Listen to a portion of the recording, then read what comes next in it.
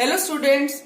In the previous part, we have discussed about different types of chemical bonds such as ionic or the electrovalent bond, then the covalent bond, coordinate bond and many other. Now, today one more thing we discussed that how ionic bonds are formed, what are the criteria, what are the factors which affect this formation of ionic bond. Today we are going to discuss characteristics of ionic compounds. That is, when any ions they join together by electrovalent or the ionic bond, they form compound, and such compounds or molecules are known as ionic compounds. Now there are some characteristics of ionic compound. Now this whole portion, that is characteristics of ionic compound, it is very important from your board point of view, in which give reason type of question comes from in your exams. Now we'll start with the first point. First is presence of ions. That is, what is the first feature of ionic compound? Presence of ions. That is, yes, we have seen in the previous part that how ionic compounds are formed. That is, and for example, Na plus Cl minus. So it is made up of two ions, or two oppositely charged ions, cation and anion.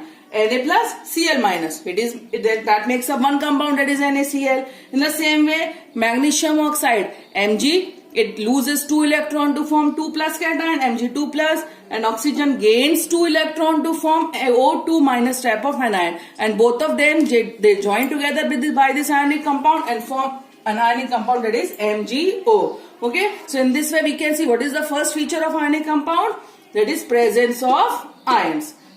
Next point is ionic compounds have high melting and boiling points. What is the meaning of melting and boiling points? Melting point, you know, that is the temperature at which any solid melts or changes into liquid state. And what is boiling point? It is the temperature at which any liquid changes into gaseous or the vapor state. Now these ionic compounds, they have high melting and boiling point. What is the reason? See with this example. Na plus and Cl minus, they are joined together with very strong electrostatic force of attraction, that is known as Coulombic force. So if we want to break these ions, then we have to supply more and more energy. That is, when we supply more energy, then only this bond will break and Na plus and Cl minus ions will be freed, or they will get separated. So this requires large amount of energy. So that is why the ionic compounds, they have high melting point as well as high boiling point. Next topic. Next point, that is, they have high density. These ionic compounds have high density. Why high density?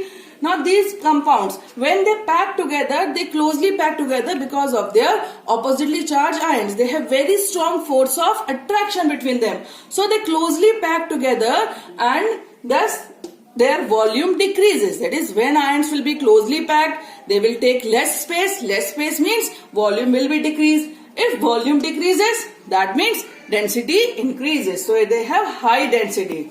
Next point, they are mostly found in the solid state. That is, these ions, when they are closely packed together, and you know what are the compounds which are found in the solid state? That is, their atoms or the ions or the molecules, that is the particles of which that substance is made up of. If they are closely packed, then that make up the solid state. So these compounds, they are found in the solid state. Now see this thing. When they are closely packed, they form a three-dimensional network that is known as lattice. What is it known as? Lattice. That is, these ions, they place together or they arrange themselves in a fixed three-dimensional structure that is known as lattice. And thus we can say that these ions or compounds, they are closely packed and are found in the solid state. Next point, they are soluble in polar solvents such as water. That is, these ionic compounds, when they are dissolved in water, polar solvent, that will discuss in covalent bond. So when they are dissolved in water, it breaks into ions. That is, this NaCl will break into ions, and because ions are get separated, we can say that substance is dissolved. Next point, conduction of electricity in molten or aqueous solution. Ionic compounds can conduct electricity. That is, electricity can pass through them, but when they are in the molten or in the aqueous state. Molten means when they are melted, when they are changed into liquid state. Aqueous solution. What is the meaning of this word aqueous? That is, when any substance is dissolved in water, then that substance is known as aqueous solution. So when ionic compounds are dissolved in water, they form aqueous solution. So that means just now we have discussed, when they are dissolved in water, they break into ions. Here also, when they are melted, here we have seen this point, when they are heated, these ions get separated. That means now they can conduct electricity. Now very important point for this, that why these compounds can conduct electricity? Due to presence of free ions. What are free ions? That is ions which can move easily, or we can, in easy words, we can say movable ions. That is ions which can move from one place to another. So that is known as free ions. So now students, you must have understood all the features of these ionic compounds. Okay. Now one more very important term for this topic is electrovalency. What is electrovalency? Now question comes, what is electrovalency?